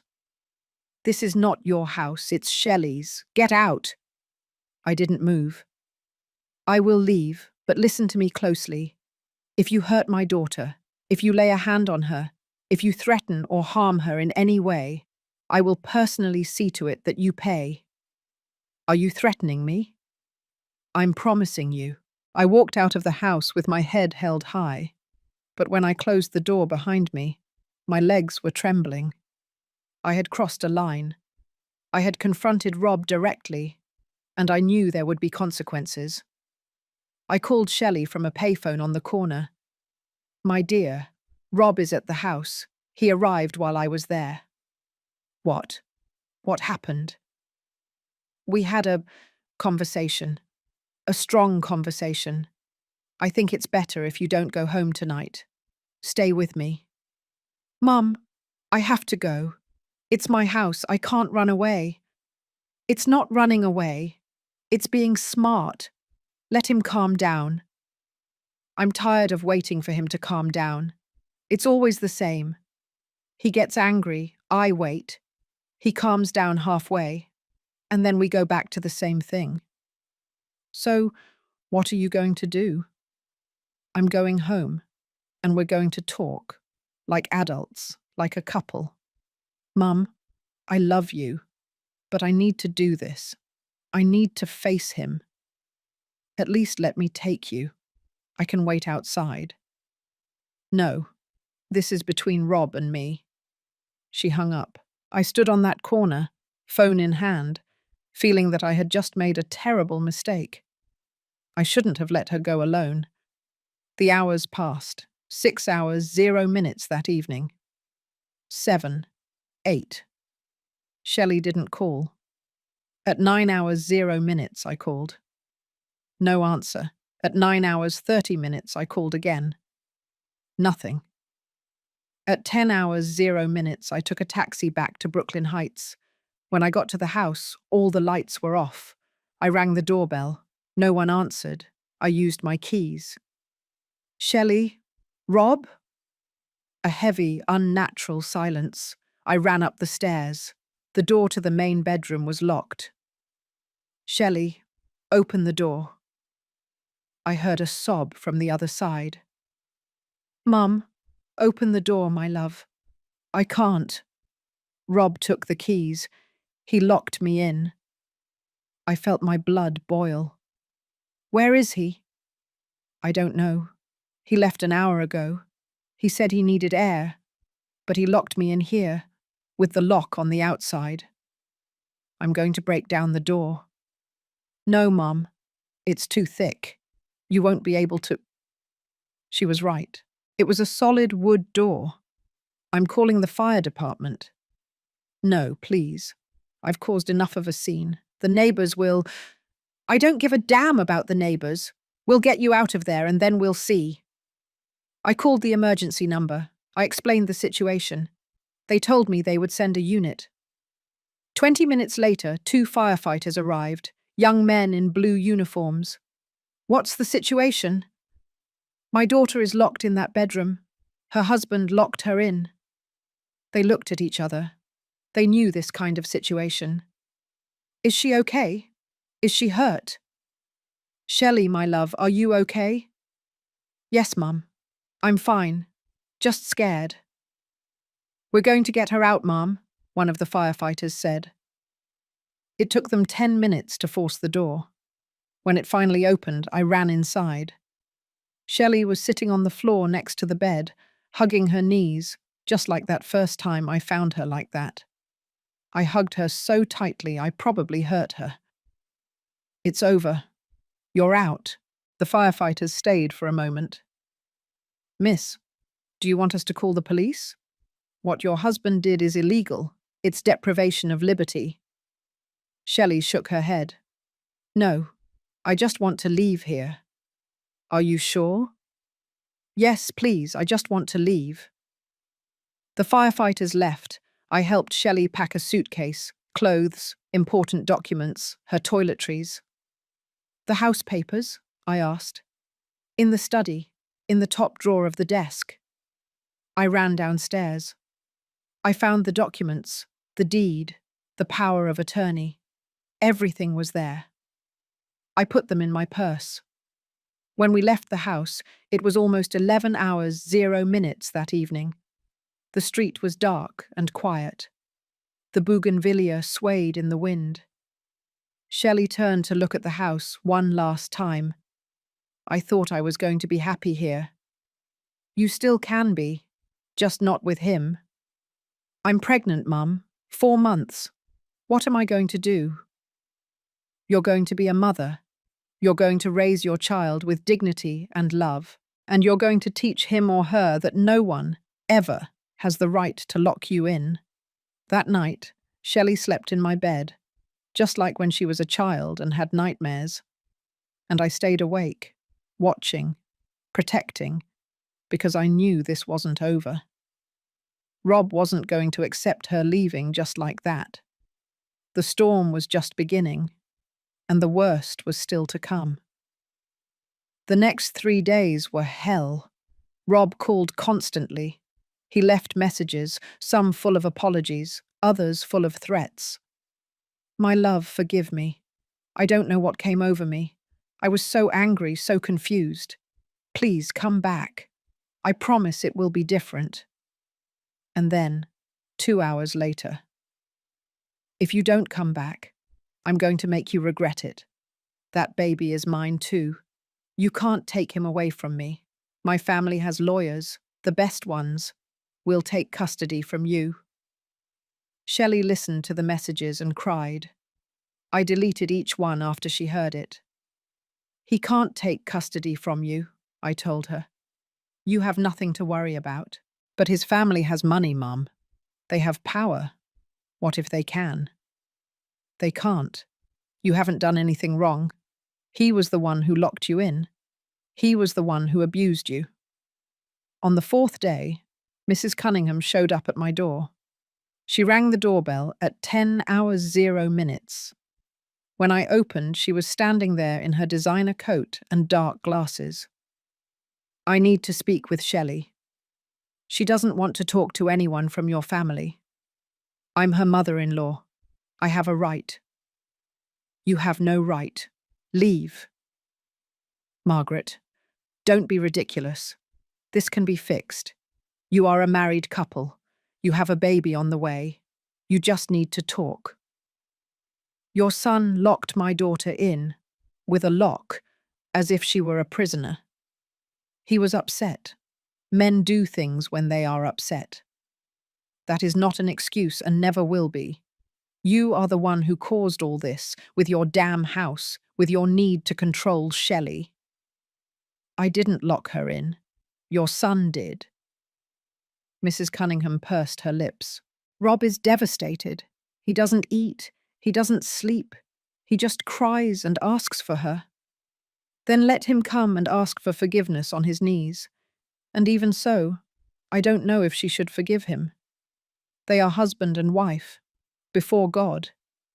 God does not approve of abuse. She was silent for a moment. Then she took an envelope from her purse. This is an offer from my husband. An offer?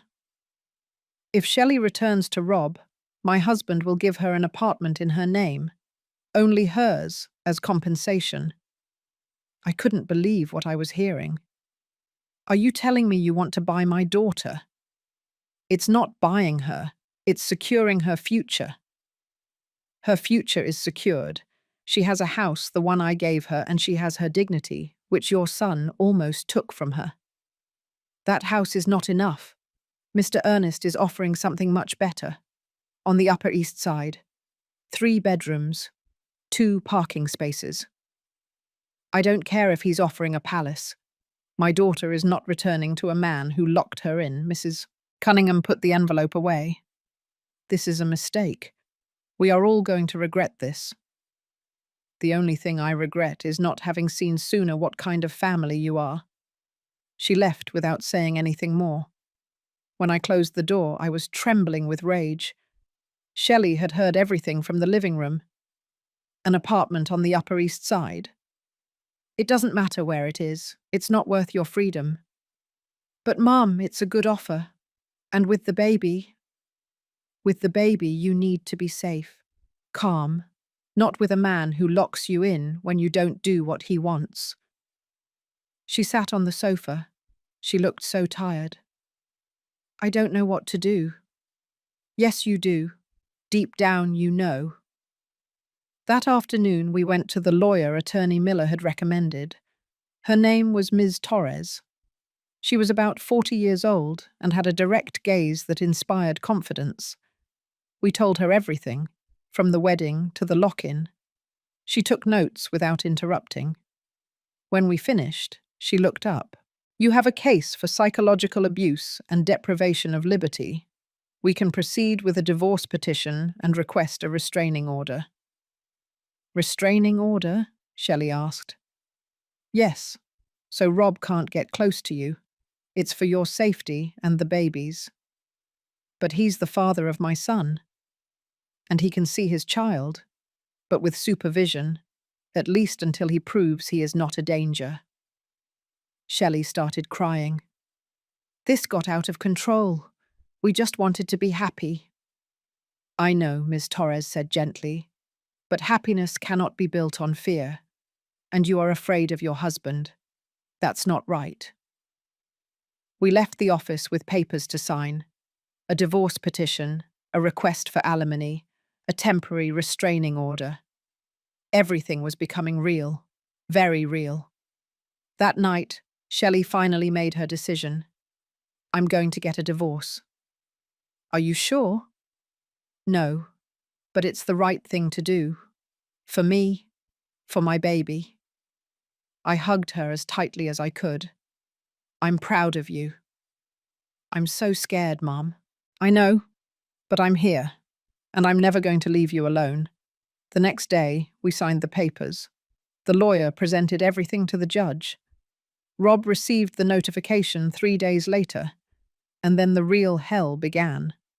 Calls, texts, appearances at my building, calls to Shelley's work.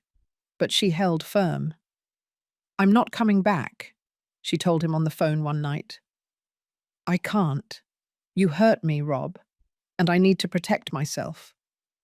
Protect yourself from me? I'm your husband. I love you. Love doesn't lock people in. Love doesn't control. My mum was right. Your mum destroyed you. We were happy until she put her ideas in your head. We weren't happy. I was unhappy. I was just so scared I couldn't admit it. She hung up, and for the first time in months, I saw something in her eyes that I hadn't seen in a long time. Peace. Not happiness yet, but peace. And that was enough for now. 6 months later, Shelley gave birth to a beautiful girl. She was named Ellen, after my mother. The birth was natural, without complications. I was there, holding her hand, wiping her forehead with a damp cloth. You did it, my love, you did it. When they placed the baby in her arms, Shelley cried, but this time they were tears of joy. Hello, my love. Hello, Ellen. Your mum is always going to take care of you, I promise. Rob was not at the birth. The restraining order was still in effect. He could only see the baby with supervision once a week at a specialized center. At first, he went religiously. He held Ellen, he talked to her, he sang to her. But over time, the visits became spaced out. 2 weeks, 3 weeks, a month. Where is Dad? The center supervisor would ask when Shelley arrived. I don't know. He didn't answer my texts. Rob had found someone else, a 23-year-old girl who worked at his father's company. Pretty, young, no children, no house of her own, completely dependent on him. We knew this from Gabrielle, Rob's sister, who had started visiting Shelley regularly. My brother introduced his new girlfriend at the house. My mother is happy. She says he finally found someone who makes him happy. And Ellen? Shelley asked. He doesn't mention her. It's as if she doesn't exist. I watched my daughter's face move from surprise to pain, and then to something different. Acceptance. At least now Ellen won't grow up confused. She'll grow up knowing that her mum loves her, and that is enough. The divorce was finalized 8 months after Ellen's birth. Rob signed everything without a fight. He was too busy with his new life. He gave up shared custody. He only asked for sporadic visits. "I can't be a father right now," he told his lawyer. "I have other priorities." The alimony the judge ordered him to pay was generous, but Rob almost never paid it on time. There was always an excuse: a problem with the bank, a business trip, a forgotten payment. Shelley had to sue him 3 times for non-payment. "It's exhausting, Mum. Every month is a struggle." "I know, my dear, but don't give up.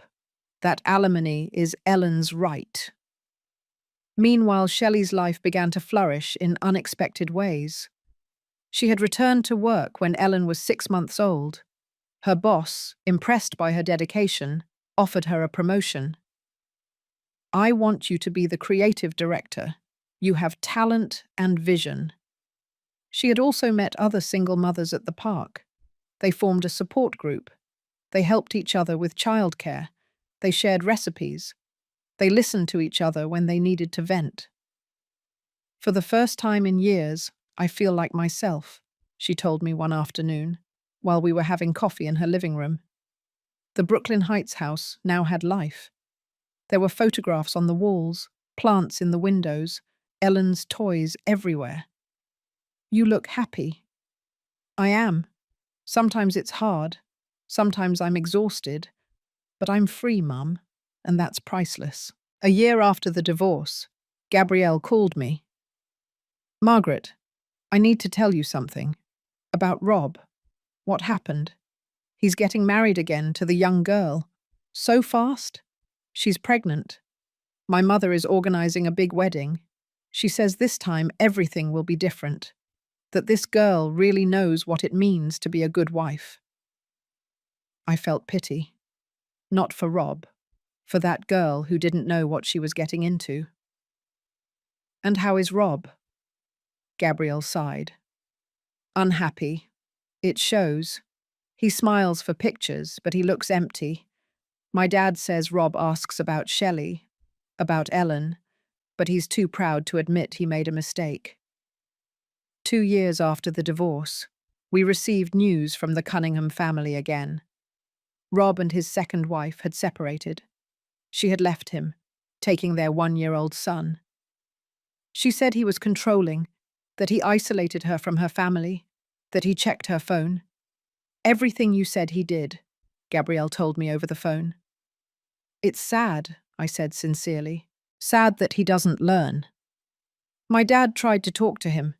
He told him he needed therapy. Rob yelled that everyone was against him, that modern women don't know how to be wives. Mr. Ernest had tried to reach out to Shelley several times. He wanted to meet his granddaughter, but he respected that she needed time. Finally, when Ellen turned 3, Shelley agreed to a visit. Mr. Ernest arrived with tears in his eyes. "She's just like you when you were a baby," he told Shelley. "Beautiful." He had brought her a gift, a small necklace with a Virgin Mary medal. "It was my mother's, for Ellen, to protect her. Thank you, Mr. Ernest. I am so sorry for what my son did to you. I tried to raise him better. I really tried." "You are not to blame. Rob is an adult. He made his own decisions." The old man nodded sadly. "You know what? Rob lost his job at the family company. Why? Because my father discovered he was diverting funds to maintain his lifestyle, to impress his girlfriends. He fired him. And Mrs. Cunningham? She still defends him. She says everyone is unfair to him, that the world is against him. But I'm tired, very tired." 3 months later, Mr. Ernest passed away, a heart attack in his sleep. Shelley went to the funeral. She took Ellen, who already understood that this older gentleman was her grandfather. Rob was there. He looked gaunt, older than his 32 years indicated. When he saw Shelley, he approached. "Thanks for coming. I'm sorry for your loss. He loved you very much. He always defended you." "I know." Rob looked at Ellen. The girl had Shelley's dark hair and his green eyes. She's beautiful. I ruined everything, didn't I? Shelley didn't answer immediately. Then, in a soft but firm voice, she said, "Yes, you ruined it, but I built something better from the ruins." He nodded. A tear rolled down his cheek. "I'm sorry. For everything." "I know." That was the last time they spoke. Years later, I heard that Rob was still alone. He lived in a small apartment. He worked at a company that wasn't his family's. His mother visited him often, still blaming the world for his unhappiness. And I thought about how life always collects its debts. Rob had wanted to control. He had wanted to possess. And in the end, he was left with nothing. While Shelley, who had the courage to leave, to rebuild herself, to choose her freedom, had everything. He once called me crazy when I told her not to sell the house. Years later, I saw him alone at his father's funeral, with that empty look of someone who knows they lost the best thing they had. Life always collects its debts. Always. Today, Ellen is 7 years old. She is a bright girl, full of life and questions. "Grandma, why doesn't my dad come to see me?" is the question that hurts me the most to hear. But Shelley has learned to answer it honestly. "Because your dad is lost, my love. Sometimes grown-ups get lost and don't know how to find their way back. And will he find it someday?" "I don't know, my darling. But what I do know is that you have a lot of love. From your mum, from your grandma, from all the people who love you." And it's true. Ellen is surrounded by love. The Brooklyn Heights house continues to be their refuge. Shelley never sold it. She never considered it after that night. The bougainvillea has grown so much that it covers almost the entire back wall. The fountain continues to sing with the water falling over the tiles. And in the evenings, Shelley and Ellen sit on the main bedroom balcony to watch the sunset. "This place saved us," Shelley told me a few months ago. "Not just physically, but emotionally. Having a place of my own, something no one could take from me, gave me the strength to keep going. That's what I gave it to you for, my dear. I know, and I thank you for it every day." Shelley is now the creative director of a large agency. She earns well, she has savings, she has started investing. "I want Ellen to have what I had," she tells me. Security, options, the certainty that she will never completely depend on anyone. She has also met someone. His name is Jeff. He is an elementary school teacher, also divorced, with a daughter Ellen's age. They are not rushing things. They have only been dating for 6 months, but what I see in them is different from what I saw with Rob. I see respect. I see that he listens to her. I see that he consults her before making plans. I see that he doesn't try to change her. "It's strange, Mum," Shelley told me last week. "With Rob, I always felt like I had to be less so he could feel more. With Jeff, I feel like I can be everything I am." That's how love should be, my dear. You should never make yourself small for someone else to feel big. We know little about Rob. Gabrielle tells us occasionally. He is still alone. He has had some girlfriends, but no relationship lasts. He still blames everyone but himself for his unhappiness. Mrs. Cunningham died last year. Until the end, she defended Rob. Until the end, she blamed modern women for not knowing how to be wives. Gabrielle finally gathered the courage to get a divorce 3 years ago. Now she works again at the family company that was left to her after Mr. Ernest's death. "Your mum inspired me," she told me at a dinner we had at the house. "Seeing how she protected Shelley made me realize that I also deserved protection, even if I had to give it to myself." This afternoon I am sitting in the patio of the Brooklyn Heights house. Ellen is playing with her dolls near the fountain. Shelley is in the kitchen making iced tea. I look around and see everything we built from those ruins. I see a strong mother raising her daughter with love and dignity. I see a happy child who knows she is loved. I see a house full of life and laughter. And I think of that night at the grand ballroom, of the maid's uniform, of Rob's face when he said, "Perfect. She's going to need this at home." I think of how I took the box with the documents out, of how everything changed in that moment, and I realized that it wasn't the house that saved Shelley. It was knowing that she had options. It was knowing that she wasn't trapped. It was knowing that her mother had loved her enough to give her the freedom to choose. Ellen runs towards me. "Grandma, when I grow up, am I going to have a house too?" "Yes, my love. Your mum and I will make sure of that." "So no one can lock me in?" I freeze. Shelley comes out of the kitchen. "What did you say, my darling?"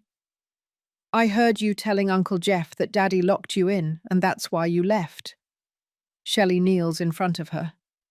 "Yes, my love, but that's over. And the important thing is that I learned something. I learned that we must never, ever let someone take away our freedom. Do you understand?" "Yes, Mummy. And that's why we have this house, to always be free." "Exactly." Ellen hugs her mum and then runs off to play again. Shelley sits down next to me. She takes my hand. "Thank you, Mum, for everything, for the house, for believing in me when I didn't believe in myself, for staying that night, for all the nights. You don't have anything to thank me for. You are my daughter. I will always protect you. And I will protect Ellen. I will teach her what you taught me, that true love doesn't control, that freedom is not selfishness, that a woman must always have something of her own." We sit there, watching Ellen play. The sun is setting. The bougainvillea looks even more beautiful in the golden light of the sunset. And I think of all the women who are listening to this story, the ones who are in difficult marriages, the ones who are afraid to leave, the ones who think they have no options. I want them to know something. There are always options. There is always a way out. There is always hope.